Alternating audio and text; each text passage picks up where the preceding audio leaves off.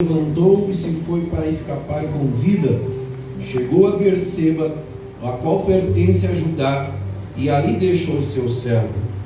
Ele, porém, seguiu a viagem de um dia para dentro do deserto, e chegou e assentou-se debaixo de um zimbro, e pediu por si para que pudesse morrer.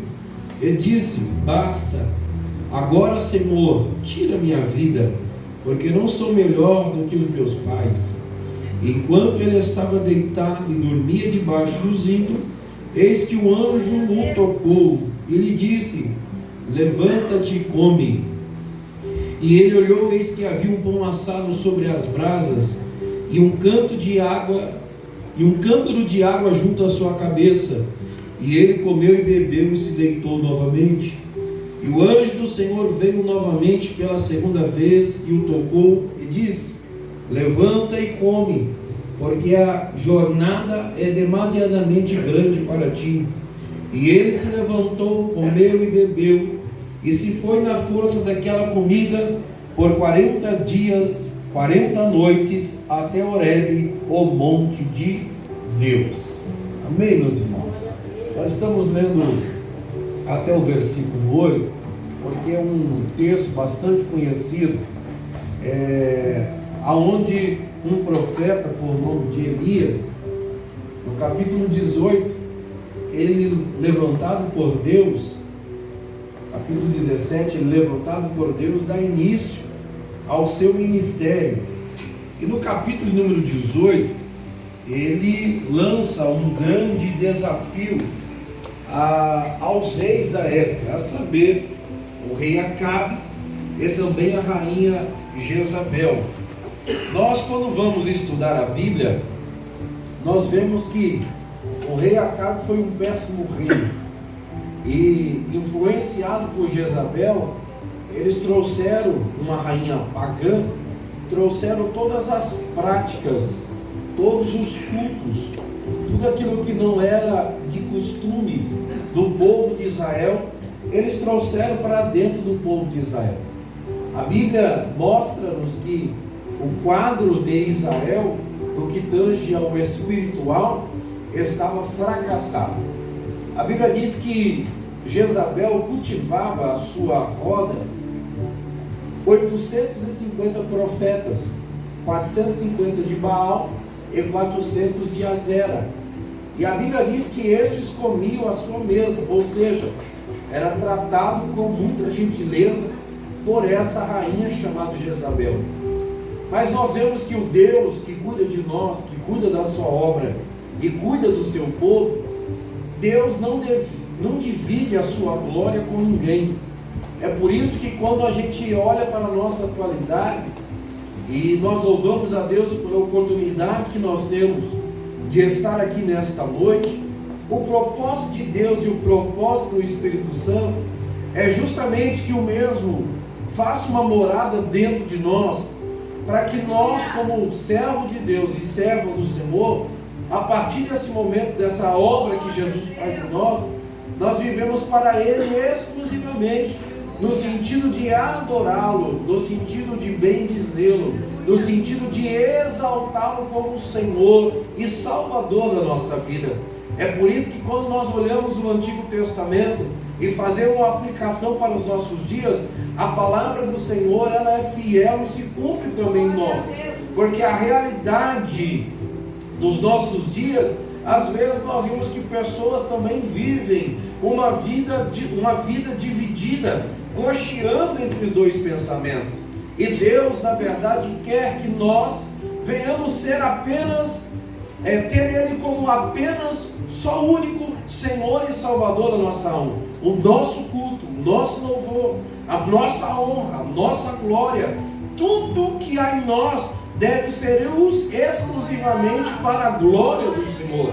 Quando nós começamos o culto e nós abrimos o Salmo 103, o salmista conhecia essa verdade e ele expressa dizendo: olha, tudo que há em mim, bendiga o nome do Senhor. Então nós vivemos uma época onde Deus requer de nós uma vida de devoção a Ele com sinceridade.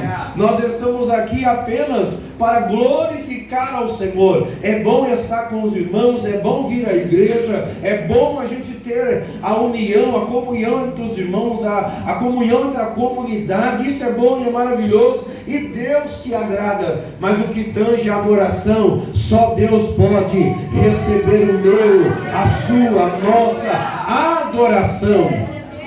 Quando nós olhamos para essa realidade, Deus então levanta o profeta Elias para que Elias combatesse contra uma prática onde o povo era levado a uma adoração a Baal e também a Azera. Mas Deus, irmãos, levanta o profeta Elias, e no capítulo 18, Elias, ele faz um desafio dizendo: olha, até quando vocês cochearão entre dois pensamentos? Se Deus é Deus, servi-o. Mas se porém Baal é Deus, também sirva Baal. A Bíblia diz que Elias fala: nós vamos nos encontrar num monte chamado Carmelo, e aí nós vamos colocar desde o começo do dia, e o primeiro Deus que responder com fogo, esse é o Senhor, e se ele responder com fogo, nós serviremos a esse Deus. O texto é conhecido: sobe todo Israel, sobe todos os profetas, e vão diante do monte Carmelo. A Bíblia diz que Elias dá a vez para o povo, para os profetas de Baal, e ali eles começam desde a manhã, preparar o seu culto, o seu ritual, a sua forma de oferenda de culto. A Bíblia diz que eles vão ao altar, eles pegam ali um cordeiro, faz aquilo que ele tem que fazer. A Bíblia diz que Baal não respondia, e a hora foi passando, e Elias começa até no sentido zombar da fé deles, dizendo: olha, grite mais alto, fale mais alto. Quem sabe o seu Deus não está ouvindo, quem sabe o teu Deus empreendeu uma viagem logo hoje, e vocês estão aqui clamando por ele, ele não está. A Bíblia diz que começaram a pegar como se fossem canivetes, começaram a se cortar, começaram a fazer como se fosse um sacrifício de sangue, para que Baal respondesse. E a Bíblia diz que nada que Baal responde. A Bíblia diz que Elias levanta e fala: agora é a minha vez. Antes de Elias começar o seu culto, o seu ritual, a Bíblia diz que ele primeiro conserta o altar que estava em ruínas. Porque se Deus quer, se você quer Deus na tua vida, eu preciso estar com o meu altar consertado. Deus não tem propósito. Deus não responde com fogo aonde há divisão, aonde há contenda, aonde há pecado, aonde impede a ação de Deus. Então Elias vai, restaura o altar, conserta o altar, pega 12 pedras que simbolizavam as tribos de Israel, e ali ele prepara o altar, começa a jogar água em volta do altar, pega o cordeiro, coloca sobre o altar, e ele faz uma oração dizendo: Senhor, se o Senhor é Deus, mostra para este povo. A Bíblia diz que quando Elias ora, Deus manda fogo do céu, queima todo o altar, queima o holocausto, a água que estava à volta do altar foi toda seca, e o povo contemplou e disse: só o Senhor é Deus, só o Senhor é Deus. A Bíblia diz que Elias pega, mata os 400 profetas de Acera, mata os 450 profetas de Baal, e o povo, a ideia de Deus é que o rei Acabe e a rainha Jezabel se convertessem ao Deus de Israel. A Bíblia diz que veio uma notícia para Jezabel. Acabe tristonho fala: olha, Elias acabou com nossos profetas, Elias matou o nosso profeta. E Jezabel disse: olha, então já vai de pronto, manda um mensageiro para ele, que se da mesma forma que ele fez com os nossos profetas, na hora desse dia de amanhã, ele já não está mais em vida. A Bíblia diz que quando Elias soube dessa notícia, Elias, agora, o homem que estava todo poderoso, um homem que estava diante da presença de Deus, quando ele recebe a notícia, a Bíblia diz que Elias afrouxou a sua fé. Elias ficou com medo de Jezabel, e Elias então parte em retirada, porque ele queria escapar por sua vida. Eu quero pregar nesta noite, meu irmão, sobre os altos e baixos da vida de Elias, e também quero pregar os altos e baixos da nossa vida. Tem dia que nós desafiamos profetas, tem dias que nós clamamos a Deus e Deus manda fogo. Mas tem dia também que nós temos os nossos dias de tristeza. Nós temos os nossos dias de derrota. Nós temos os nossos dias de baixa. Nós temos o dia do choro. Nós temos o dia da adversidade. Nós temos o dia da luta. Nós temos o dia da provação. Mas a proposta de Deus para nós é que o cristão, ele venha a ter uma vida constante. Aleluia! A igreja que vai chegar no céu triunfante é a igreja constante. Servir a Deus, você tributa na alegria, mas na hora da dificuldade, mantenha-se firme, mantenha-se constante, mantenha-se fiel ao nosso Deus. Como diz o texto, a Bíblia diz então que Elias, ele pega o caminho de um dia para fugir, deixa o seu mensageiro e diz: ó, você fica cuidando da sua vida e da sua família, que eu vou dar linha na pipa. A Bíblia diz que ele caminha um dia e para debaixo de um pé de zimbro. O zimbro é uma árvore que ela produz fruto, e até o fruto chegar à sua estação de colheita, ele demora mais ou menos 3 anos, e depois desse fruto se faz um aroma, como se fosse algo para anestesiar. E a árvore de zimbro, ela produziu uma excelente sombra para a pessoa descansar, para a pessoa dormir. A Bíblia diz que Elias encontra este pé de zimbro, e a Bíblia diz que ali ele se coloca. E quando ele se coloca debaixo do pé de zimbro, ele começa a questionar Deus. Ele começa agora não dar crédito ao Deus que há uns dias atrás, algumas horas, tinha respondido ele com fogo. Ele tinha visto a glória de Deus, ele tinha visto a manifestação em glória do Senhor. Deus deu força para Elias, deu coragem para Elias. Elias mata 850 homens, profeta, homem corajoso, mas agora por causa de uma palavra, colocou medo no seu coração. E eu quero falar que tem situações, irmãos, que nos levam para debaixo do pé de zimbro. Quando eu olho para o texto, a Bíblia diz que Elias, no versículo 2, quando ele ouve a palavra de perseguição contra ele, isso tirou a fé de Elias. Isso começou a fazer com que Elias, agora mesmo estava dizendo: ei povo, até quando vocês vão conchegar esse pensamento? Mas quando a notícia vem para ele, ele também sente a perseguição. E agora no capítulo 2, por causa da perseguição, Elias vai debaixo do pé do zimbro. Outra situação que leva Elias para debaixo do pé de zimbro, no versículo 4, fala que Elias ficou frustrado. Por quê? Porque ele achava que o rei e a rainha também se converteriam. Mas pelo contrário, eles se impuseram contra Elias no sentido de matá-lo. No versículo 6, Elias descreve alguém que está desanimado. E tem muita gente, irmão, que por falta do ânimo e por causa do desânimo, estão debaixo do pé de zimbro, estão questionando, estão dizendo: Senhor, o Senhor não disse que era assim, o Senhor não disse que ia fazer assim, e por causa da circunstância te levou debaixo do pé do zimbro. E ali a gente fica alimentando o medo, ali a gente fica alimentando as frustrações, ali a gente fica alimentando os desânimos da vida, as perseguições da vida, as lutas da vida, os problemas da vida, e você continua debaixo do pé de zimbro. Tem muita gente, irmão, que por causa de circunstâncias adversas perdeu o foco do Deus de Israel, o Deus que respondeu no Monte Carmelo com fogo e viu a glória de Deus, e agora se encontra, num sentido metafórico, debaixo de um pé de zimbro, só contando as derrotas, só lembrando dos fracassos, só lembrando do desânimo, só lembrando das frustrações, só lembrando das perseguições. Mas Deus nos trouxe aqui nesta noite, porque Deus tem uma palavra de restauração, Deus tem uma palavra de renovo. Já foi cantado aqui, e quando as irmãs cantaram, o Espírito Santo testificou a palavra de nesta noite. Você não veio aqui por um acaso, você não está aqui por uma coincidência, você está aqui nesta noite porque Deus hoje marcou para te restaurar, para te renovar. Hoje você vai sair debaixo do pé de zimbro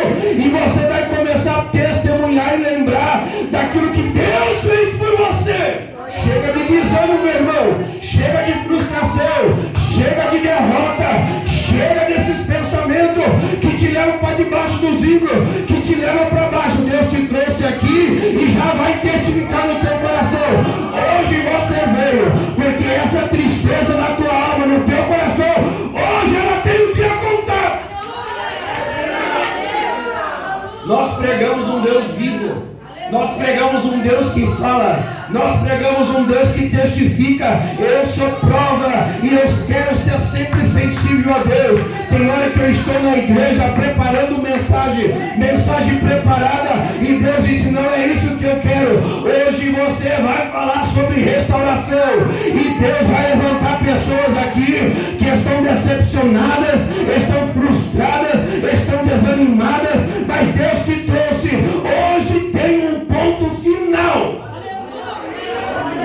Se você crê nesta noite e você abrir o teu entendimento e o teu coração, Deus vai te tirar hoje debaixo do pé de zimbro. Deus vai mudar, aleluia, o teu pensamento. Deus vai tirar essa derrota do seu coração, e Deus vai te trazer hoje, como o profeta Jeremias escreveu em Lamentações capítulo 51, versículo 21, dizendo: eu trago na minha mente aquilo que me dá esperança. Ali está o profeta valente, mas debaixo do pé de zimbro ele está lá na postura de cansaço.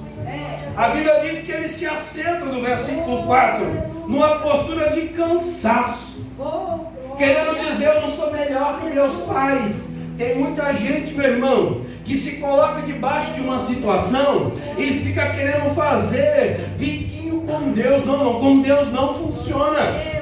Deus quer que nós levantamos a cabeça. Elias, no versículo 4, estava lá assentado, e no esse assentar ele mostra para nós uma postura de cansaço, e ele vai mais além, dizendo: já basta, Senhor, eu não sou melhor do que meus pais. Ou seja, Elias estava numa baixa estima. Ele queria dizer assim: olha, eu não sou melhor do que ninguém, então para mim agora vai morrer logo. Eu quero que isso acaba, eu quero que essa luta me destrua. Tem muita gente, meu irmão, que quando a luta chega, ele prefere se colocar e dizer: eu vou morrer aqui mesmo, eu vou ficar por aqui mesmo. Não, Deus quer que você levante a cabeça.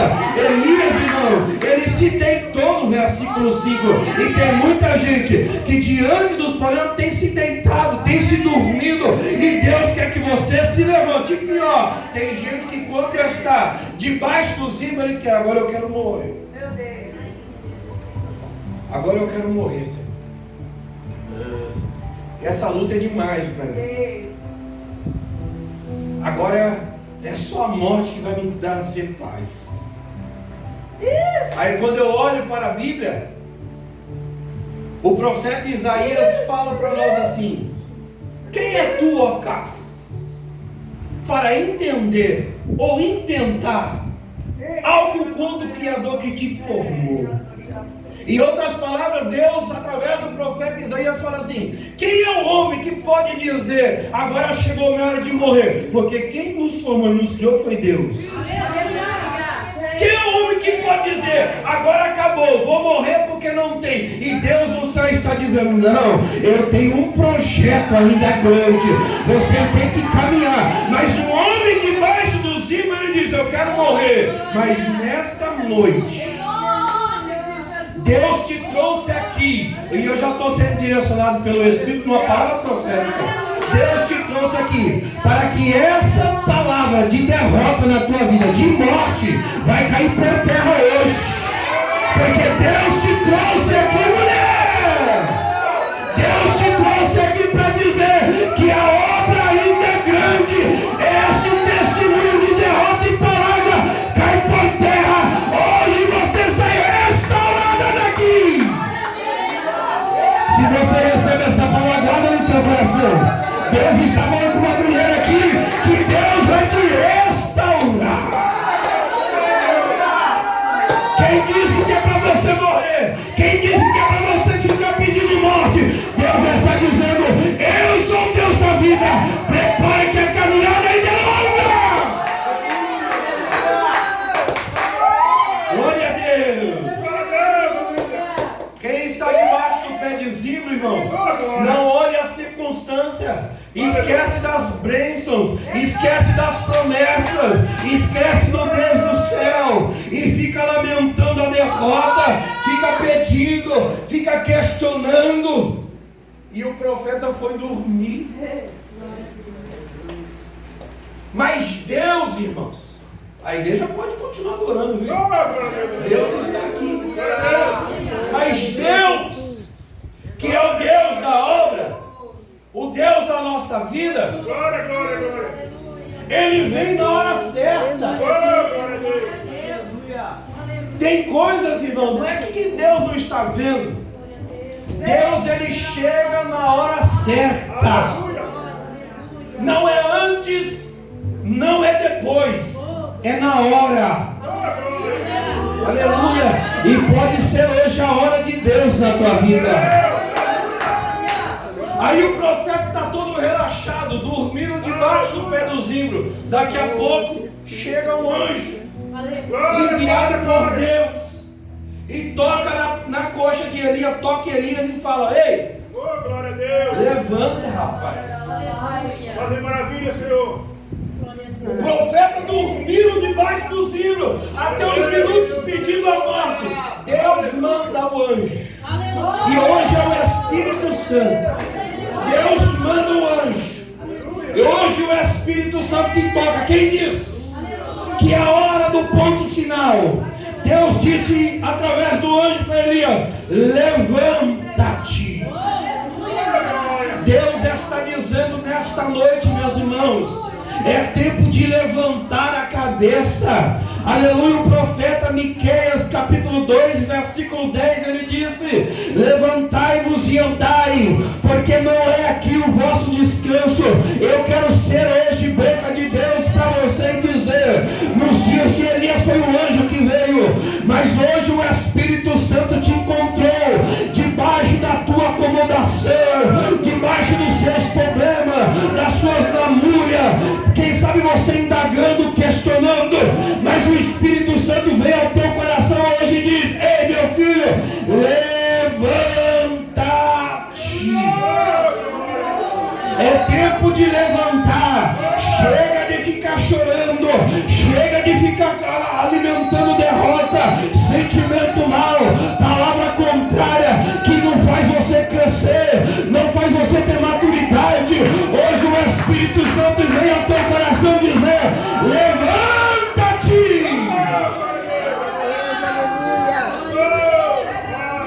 Quando Elias levanta, o anjo já vem com um alimento, já vem com uma refeição.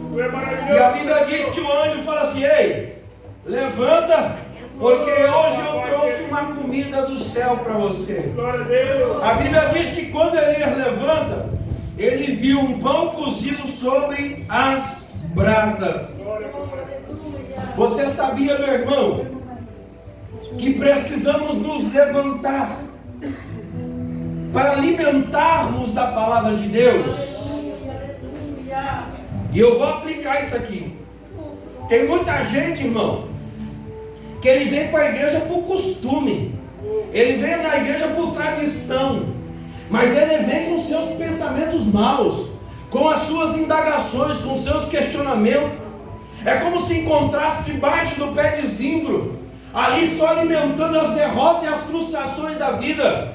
Mas o anjo, o Senhor Jesus, está na casa. O Espírito Santo está na casa. E o Espírito Santo está dizendo: para comer, você precisa se levantar. Para alimentar-se de Deus, você precisa se pôr de pé. Quem está no sentido de dormência não entende o agir de Deus. Mas quando Deus diz levanta, é porque Deus tem uma palavra palavra, e quem se levanta se alimenta da palavra de Deus. Hoje eu prego para irmãos e para pessoas que Deus está trazendo ao nosso coração, que a igreja do Jardim Orocola é uma igreja que se levanta para ouvir a palavra de Deus.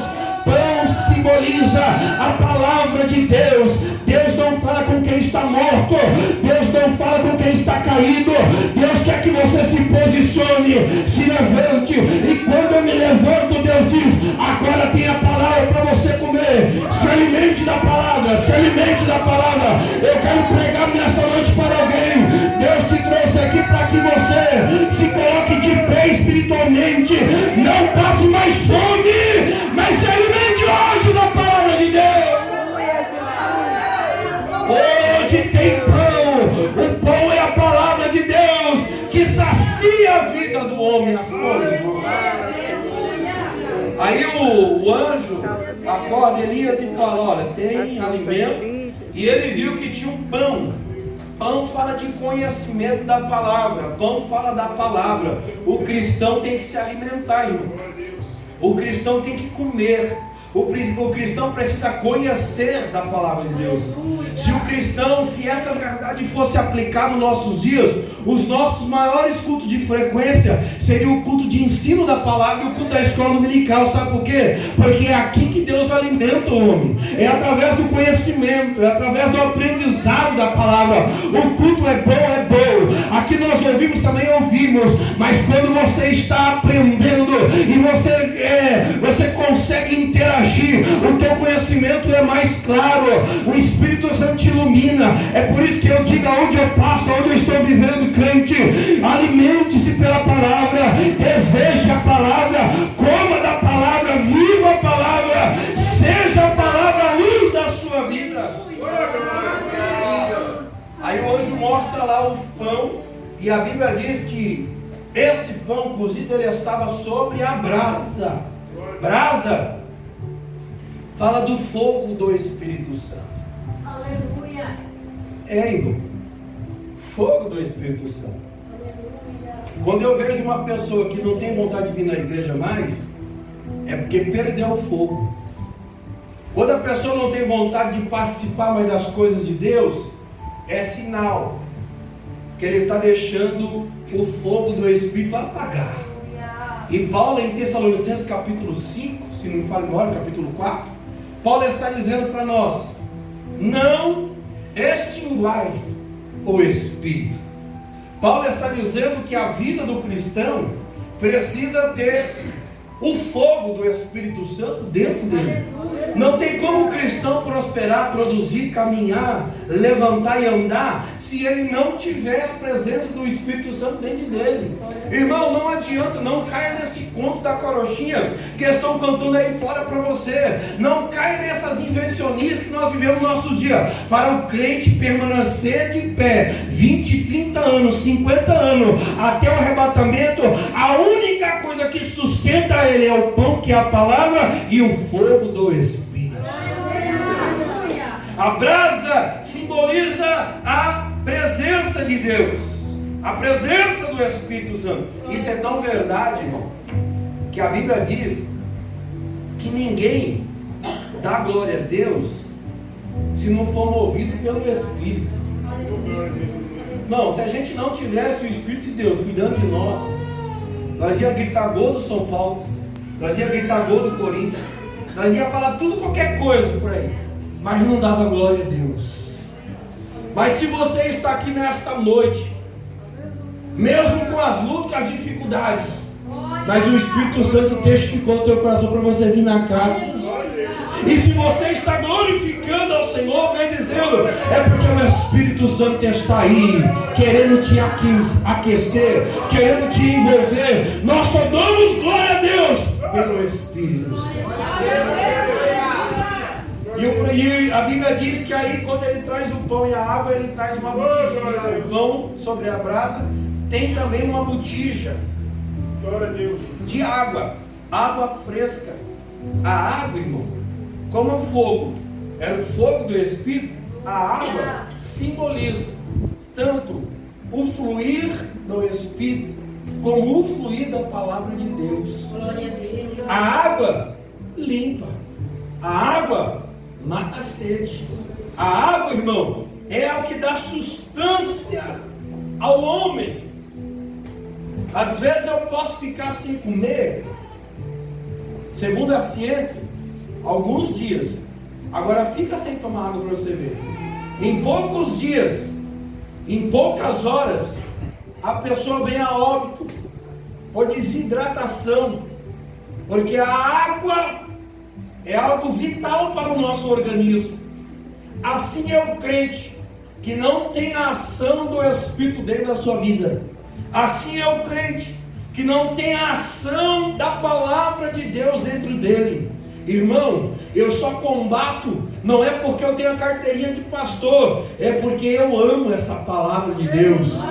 Irmão, nós só estamos vencendo, não é porque nós somos bons, que nós somos o maior movimento pentecostal do mundo, a Assembleia de Deus. Isso não quer dizer nada. Nós só estamos vencendo e caminhando, é porque existe o fluir do Espírito Santo no meio da tua igreja.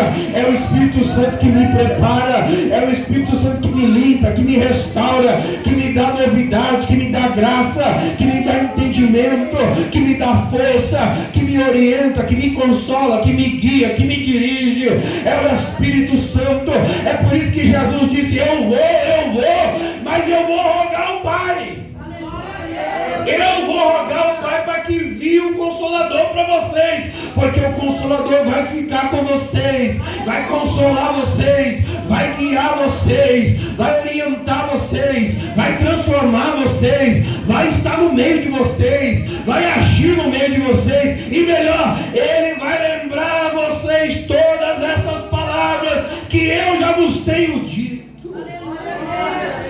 O crente sem o Espírito Santo, irmão, é o crente que fica lamuriando, é o crente que só fala de derrota, é o crente que não tem perspectiva. Coisa dura é você conversar com um crente que ele te desanima, que ele traz só derrota, para ele nada é certo, não vai acontecer. Quando eu vim para cá, disse: coitado, lá tá bravo. Eu falei: você falou para a pessoa errada, porque eu creio no chamado, eu creio no Deus da obra. Lá tem alma, lá tem gente que Jesus quer resgatar. O que eu preciso, pastor, é crer no poder da palavra, é pregar a palavra, porque o Espírito Santo se encarrega em convencer o homem do pecado, da justiça e do juízo. É o Espírito de Deus. Você não está aqui na igreja por causa do pastor Samir, nem por causa do irmão da direita e da esquerda. Você está aqui porque o Espírito te atrai. Porque se o Espírito Santo não te atrair, se o Espírito, você pode estar no lugar errado, mas o crente, quando tem comunhão com o Espírito Santo, ele não vê a hora de vir para a igreja. Glória a Deus. Ele desmarca tudo, melhor, ele sabe que o compromisso dele é com a igreja. Tem visita em casa, vocês ficam à vontade, abre a geladeira como vocês quiserem, mas eu vou para o culto. Vou encontrar com meu Deus. Irmãos, o povo do Antigo Testamento levava tão a sério. O momento de encontrar com Deus era sério. Deus fez uma roupa especial para o sacerdote. Vai lá ver para você ver a túnica sacerdotal, os detalhes que Deus exigiu. O povo tinha que ficar de tribo em tribo separada, numa posição. Por quê? Porque Deus vinha. Aleluia. E hoje, irmão, nós estamos numa era aonde o Espírito Santo é derramado. O desejo do cristão deveria ser os dias de culto. Aí eu não vejo a hora de encontrar com meu Deus lá. Você tem noção do que é falar com Deus, irmão? Você tem noção do que é encontrar com Deus? Pastor, mas eu não vejo. Jesus disse para Tomé: porque viste, agora creste? Bem-aventurado que nunca viram, mas creram. Oh, glória a Deus. Quando eu venho para a igreja, irmão, eu creio que Jesus está. Quantos creem que Jesus está aqui? Irmão, hoje, pelo sacrifício da cruz do Calvário, Jesus rasgou o véu. Quando Jesus morre na cruz, ele disse: olha, Pai, está consumada a obra que me deste fazer. O véu se rasgou de cima a baixo. Aí o escritor aos Hebreus, para entender melhor, para os Hebreus que ele escreve, ele diz: olha, sabe aquele caminho que para nós estávamos fechados? Sabe aqueles rituais, aquelas cerimônias, que às vezes só o sacerdote tinha que ir lá? Em Jesus, ele abriu um novo e vivo caminho, ou seja, para a igreja da presente era. Eu estou aqui no Orocola, nessa igreja, talvez modesta aos olhos de muito, mas pela fé, eu estou diante do trono de Deus. O crente tem que acreditar nessa realidade. Jesus abriu. Você está na congregação do Orocola modesta, mas o céu está aberto para você chegar na presença de Deus. É por isso, meu irmão, se você perde culto, perde só por necessidade.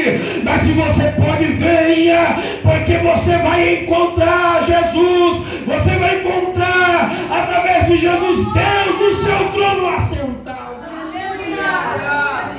Você crê na Bíblia, irmão? O cristão, ele vem na presença de Deus através de Jesus.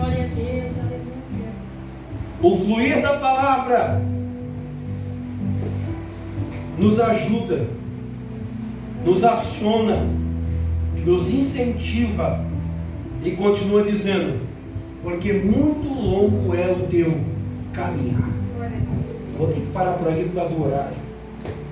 Irmãos, a igreja só vai parar o dia que Jesus vier nas nuvens arrebatar o seu povo. Glória a Deus, aleluia. Enquanto isso, nós temos lutas, nós temos problemas, nós temos dificuldades, situações adversas, frustrações, medos, derrotas, desânimo. Mas quando o crente vai para os pés do Senhor Jesus, e ele coloca as suas necessidades diante de Deus, Deus, Espírito Santo, é aquele que vem ao seu lado e te encoraja. Quantas vezes você chega para um culto com aquela luta? Porque não sei se tu mostra, comigo tem dia que eu falo para ele, diz: eu estou orando a Deus para que Deus me dê disposição, porque a gente está fisicamente cansado, emocionalmente cansado, problemas que, como você tem, todos nós temos, problemas financeiros, problemas entre outros, todo ser humano passa por isso. Mas aí você chega carregado e você vai para a presença de Deus. E você começa a falar poucas palavras. E a Bíblia diz que Deus que nos vê, e o Espírito Santo que intercede por nós. Quantas vezes eu fui para a oração e não tinha palavra, eu só dizia: Senhor, estou aqui. Eu não sei o que falar, estou aqui. Mas o Espírito Santo, segundo o apóstolo Paulo em Romanos capítulo 8, 26, ele diz que o Espírito Santo é aquele que intercede por nós com gemidos inexprimíveis. Talvez com o português eu não expresse, que às vezes eu nem consigo orar, mas ele vai até a presença de Deus e leva diante de Deus as nossas orações.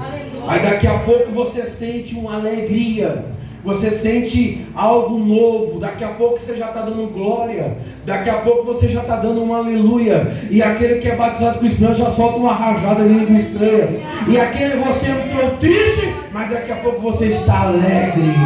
Sabe por quê? Porque a alegria do Senhor é a nossa força. É por isso, meus irmãos, que Jesus disse assim: olha, saudai uns aos outros com a paz. E Jesus fala assim: a paz que eu vos dou é diferente de como o mundo dá, porque no mundo vocês terão aflições. Jesus, quando chegou para os discípulos, depois de ressuscitado, os discípulos estavam lá numa casa escondida. Jesus chega glorificado e diz: paz seja convosco. E quando o cristão tem a presença do Espírito Santo dentro dele, essa paz invade ele. Por mais que ele esteja na luta, viu, irmão?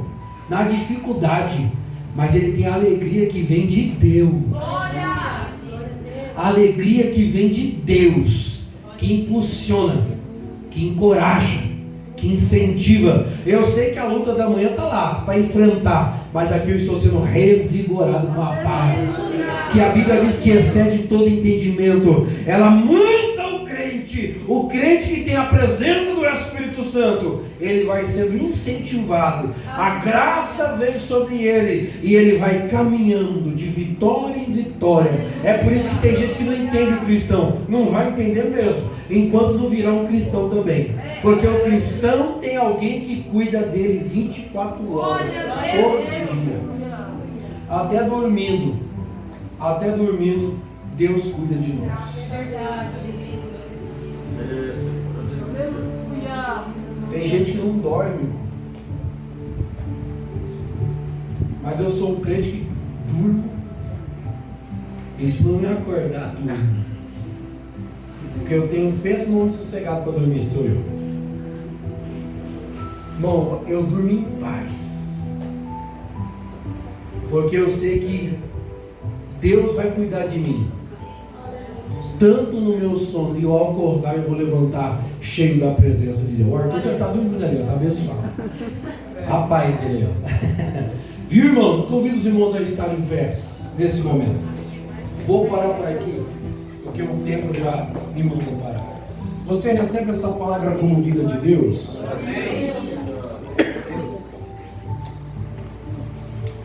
Deus fala com uma mulher, viu, irmão? É uma irmã. Que esses pensamentos não